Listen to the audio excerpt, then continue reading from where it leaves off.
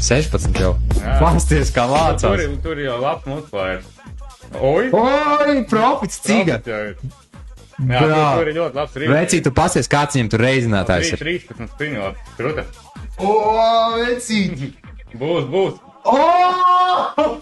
Ir, vecīt, tu esi Brā. Ej, tu nost. Brā.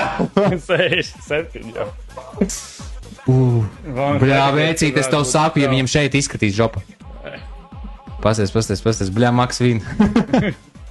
Nē, nu. Bļā, vecīt.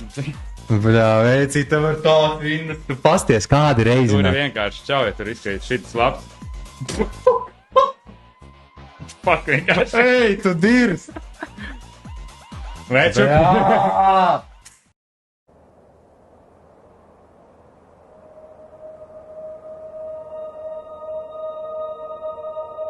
We are on the Kern River Preserve. It's beautiful to walk on the preserve this time of year. The mornings are really cool. This time of year is also amazing because you're hearing all the bird song earlier in the morning. The willow flycatcher is this small plain bird, and it flies around and catches flies because that's the type of insect it eats the most. And it nests near rivers or creeks.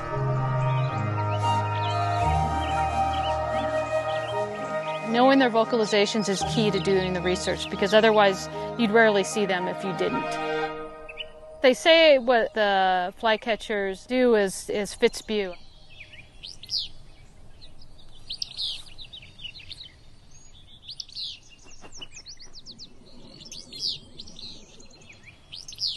You wouldn't even call it a song, really. I mean, it's okay. It doesn't sound bad. I love it when I hear it because means there's a willow flycatcher nearby, so definitely. I've lived here in the Kern River Valley since the winter of 1990. When I first started working here, there were more willow flycatchers, and now it's down to about, as far as we know at this point in time, one individual.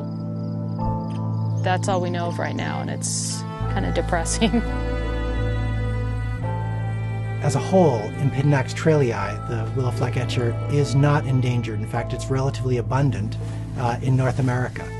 However, the subspecies that inhabits the southwestern United States is federally endangered because of rapid and steep population declines over the latter half of the 20th century. Basically, I view the willow flycatcher as a canary in a coal mine. It's not doing well, so why is it not doing well here? And if you can solve that for the willow flycatcher, it's probably going to prevent other bird species from having the same problems later on. In the U.S., there's roughly 100 species of neotropical migratory bird that are either threatened, endangered, or a species of special concern. A neotropical migrant is a bird that breeds in North America and then migrates south of the U.S. border into the neotropics. Before I really began to study migration in detail, I tended to think of these birds as our birds. They're in the North American Field Guide. They must be North American birds, right?